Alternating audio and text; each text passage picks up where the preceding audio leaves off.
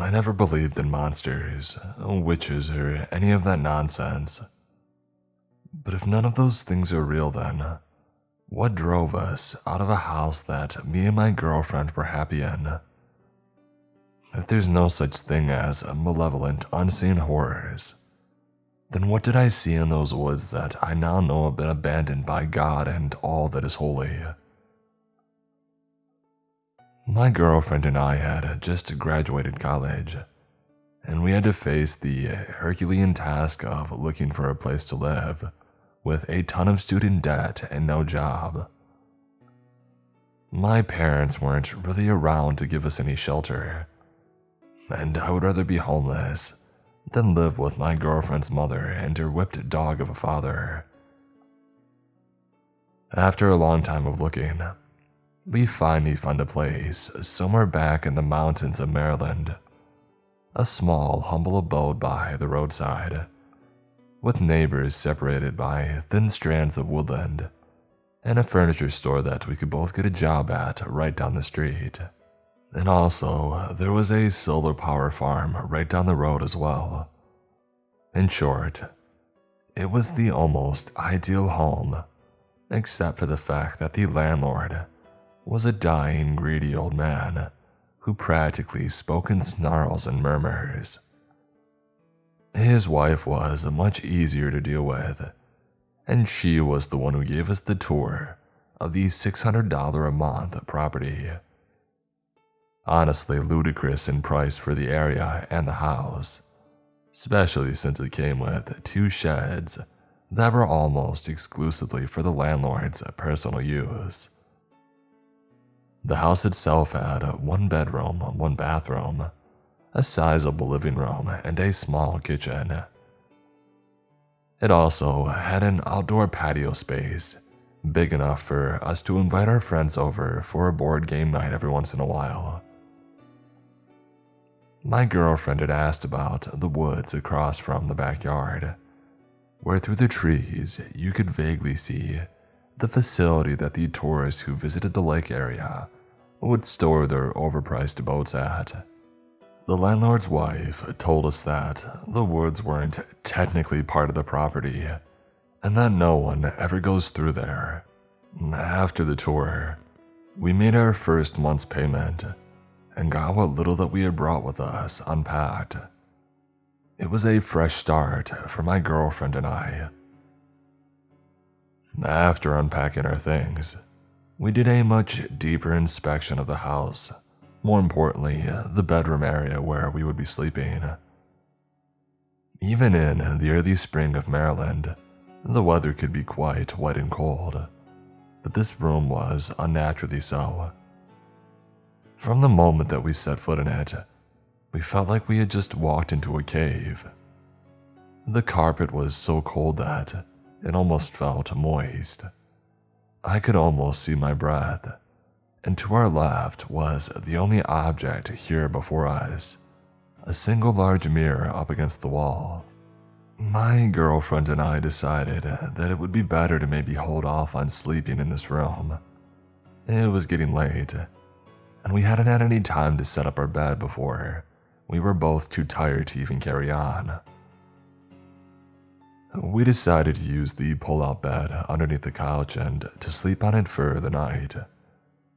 This place was definitely the furthest from our dream home, but it was still pretty cozy, and we finally had a place of our own, and I couldn't wait to explore the woods outside. Later on, I awoke around 4 a.m. with horrible sleep paralysis. My gaze was fixated at the curtains, where I saw a figure through the moonlit white veil. It was tall, and even though I couldn't make out more than a shadowy visage, I knew it as real as the fear in my heart, and it was watching me. This stalemate continued until I could see a thin hint of blue dawn light, and the shadow seemed to fade and disappear completely. Free from my sleep paralysis, finally, I decided to fall back asleep until my heart stopped pounding. When I woke up in the morning, My wife had already prepared a breakfast banquet of cereal and milk, pretty good stuff. We planned to go across the street after and talk to the furniture store owner about maybe getting a job. I opened the white curtains to a beautiful morning with a front row view of the rising sun gracing the tree line. I could tell that I was just anxious about being in a new home, and this place really was our little slice of paradise, at least during the daytime. We made our way over to the furniture store, and we met the shop owner, a welcoming lady in glasses and a ponytail. She couldn't have been older than 25, seeming rather young for a shopkeeper. Lucky for us, she was in need for workers and practically hired us on the spot. She gave us the paperwork to fill out, and we went through the formalities of exchanging employment information.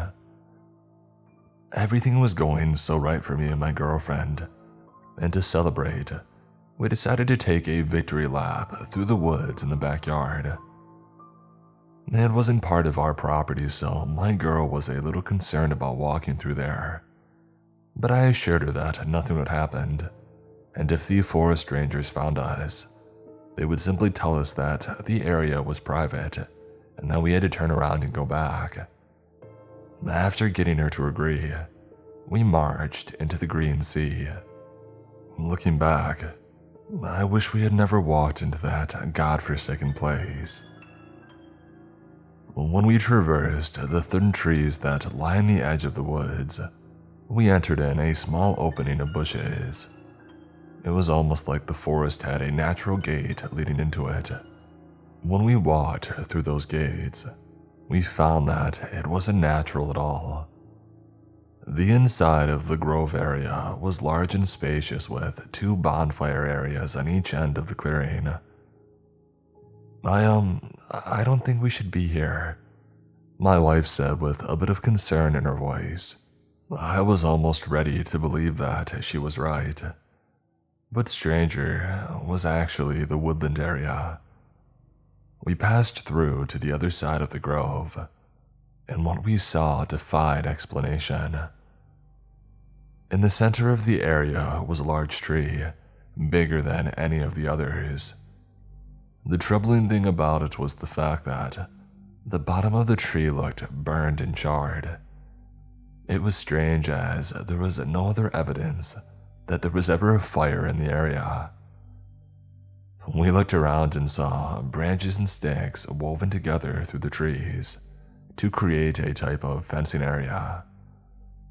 It was like whoever was here before us had been trying to build a fortress or some kind of natural cathedral. We took a closer look at the burnt tree and found small sigils and ruins carved around the tree.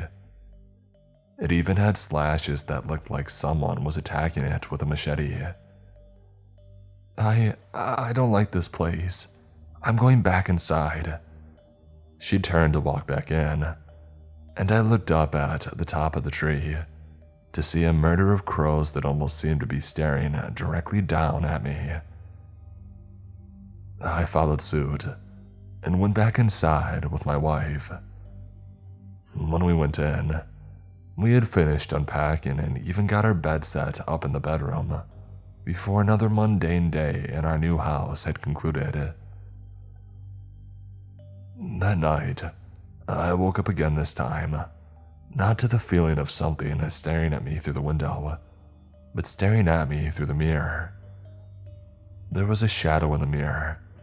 I could tell that it wasn't mine, and through the darkness, I could see white teeth break through a smile. I wasn't smiling, and my girlfriend was asleep next to me. It gave my body chills, but nothing could make my blood run colder than the sound of scratching and a light tapping on the window. My head turned slowly from the mirror into the window where I could see a large black bear.